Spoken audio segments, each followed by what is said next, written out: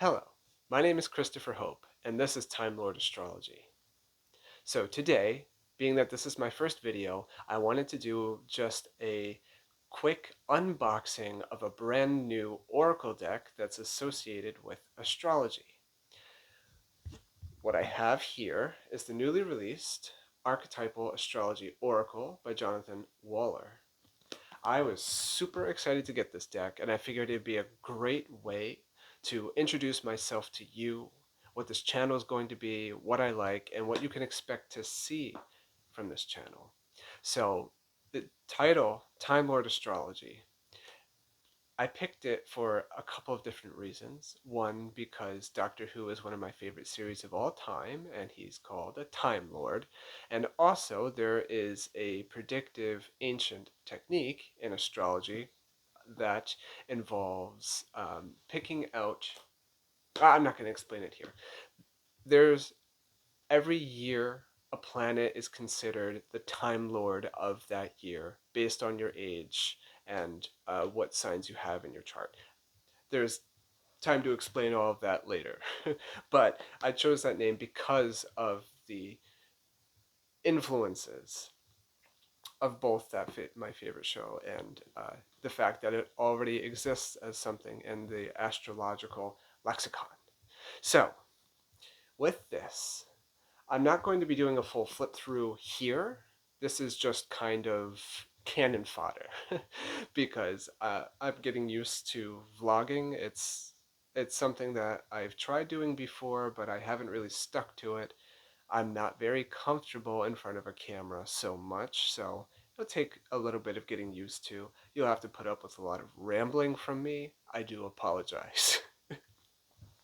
But I do that because I'm still not quite used to doing this yet or seeing myself on a screen. I'm so not used to it. Didn't like doing it, but I want to share what I love and share what I know with anyone who's willing to listen because I think that what I like, if it's liked by other people too, they will find something about themselves that they will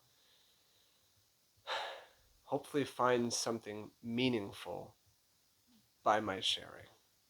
And I think right now, this field of astrology, archetypal astrology, is burgeoning. It's relatively new, and I think it's a perspective that isn't really widely adopted by a whole lot of people.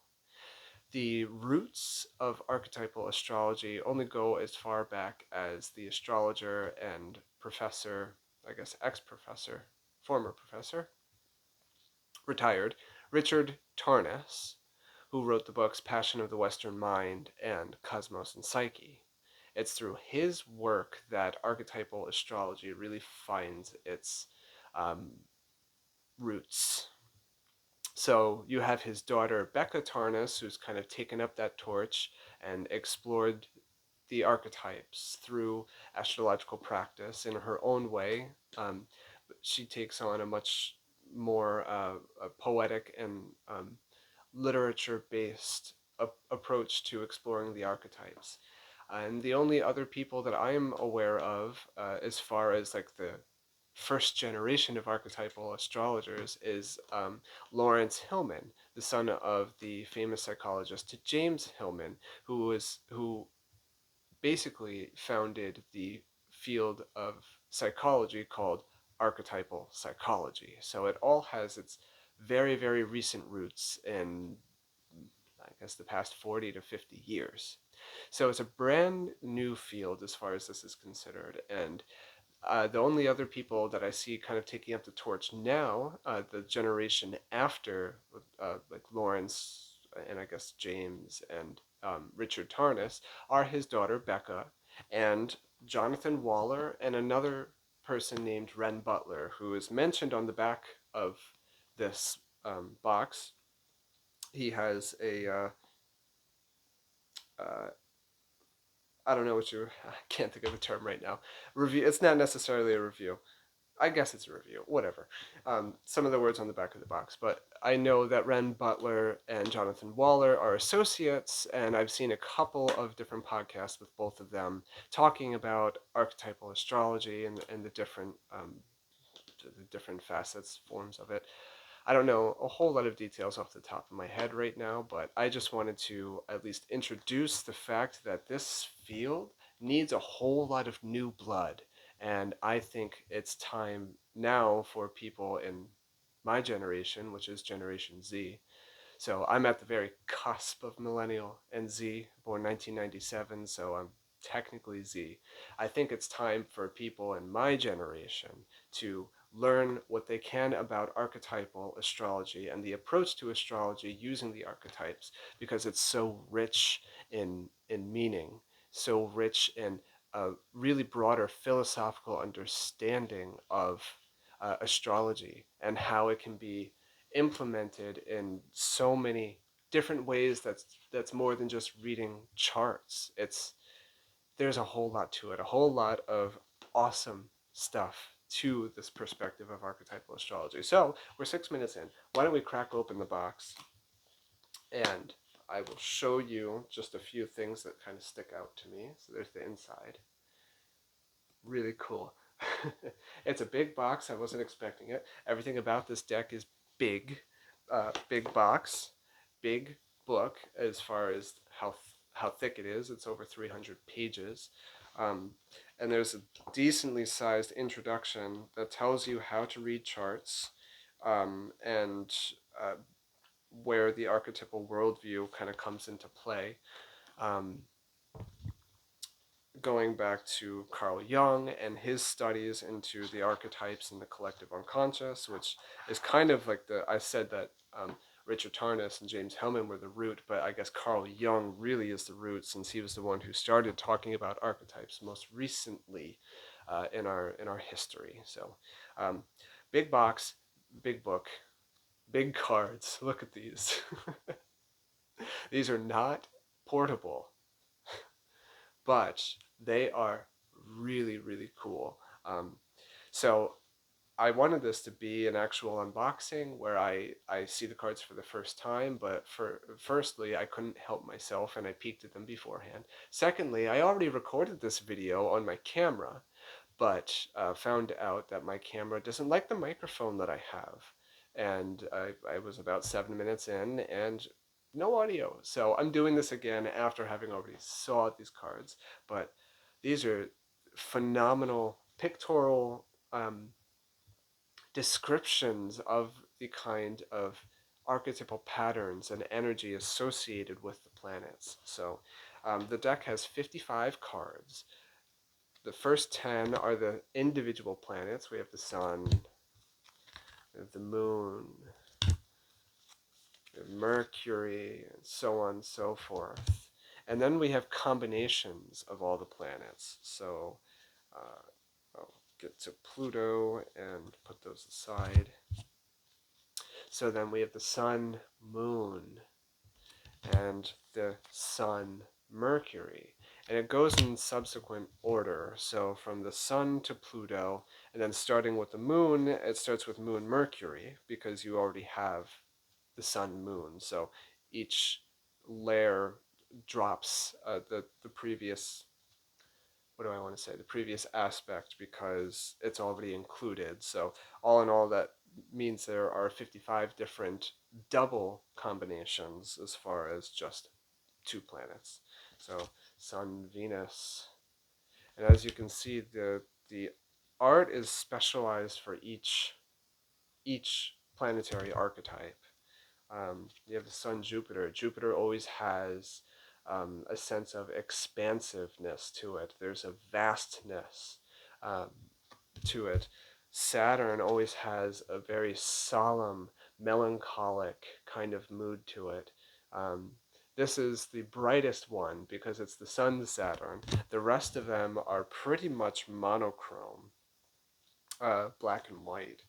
So Sun Uranus has this very kind of contemporary looking art style, with details and textures that are very, I'd say, very reminiscent of no, I was going to say Van Gogh, but that's honestly more like the Neptune ones, and we'll see that with some of the other Neptune ones. But I don't know who.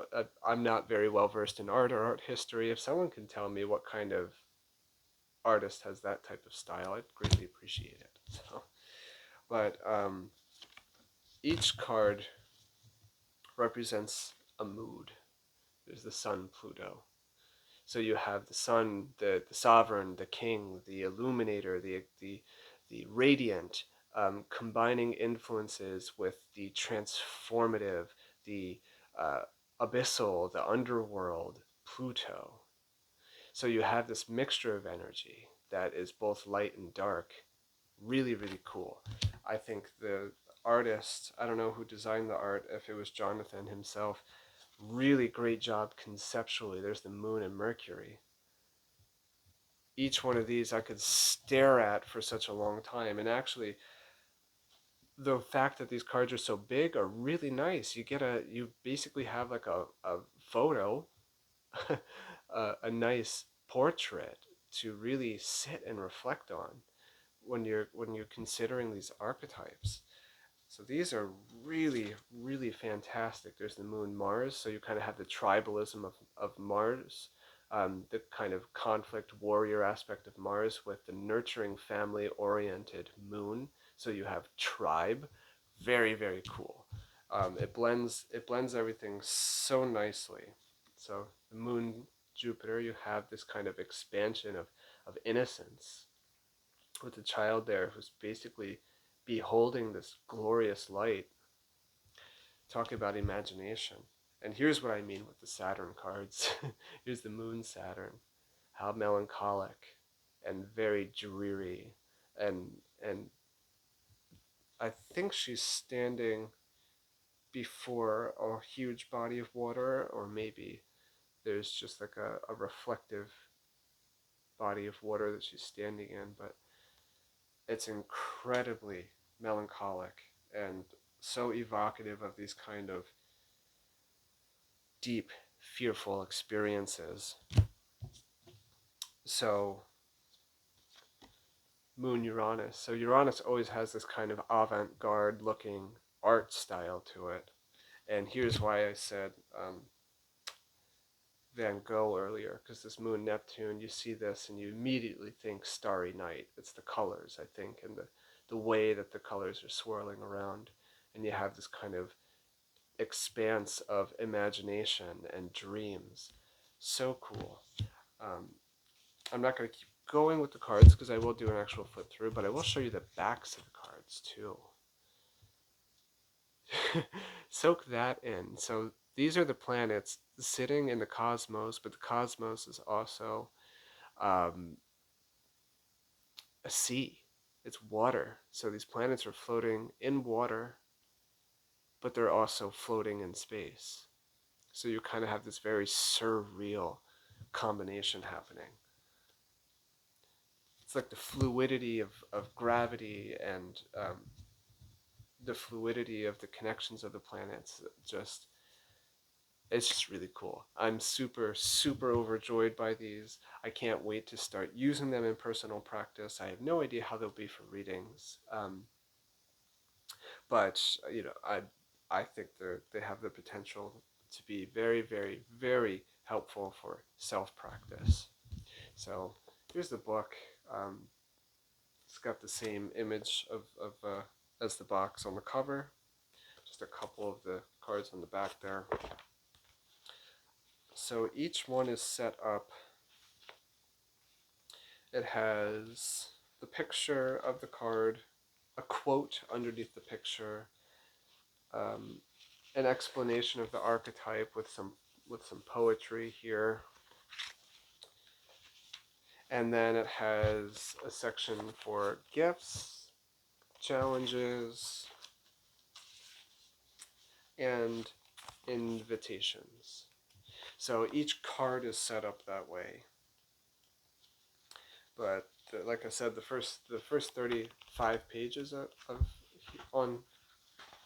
of this book are meant to get you accustomed to how to read an astrological chart, how to understand the archetypes, and a little bit about their history. So I'm very excited to go through this. I will do an actual flip through. I'll try to figure that out somehow. Maybe I can actually just use the camera for that because I don't need the microphone. Um, and I'm going to cut it off here because I've been rambling now for 15 minutes. So you kind of got a decent idea of the deck. You got a decent idea of the type of stuff that I like to talk about. I think everybody should have a genuine interest in the archetypes because you learn so much, just so much more than just yourself. You learn more about other people. You learn about how our structures don't have to be the way that they are if you understand them from an astrological perspective and an archetypal perspective, because then you start to see the patterns in everything. So this is a great gateway for people to get into archetypal astrology, because otherwise you have to read Cosmos and Psyche, and that's like a 500-page book that's really dense. So this is a great gateway into these concepts, and then definitely read Cosmos and Psyche.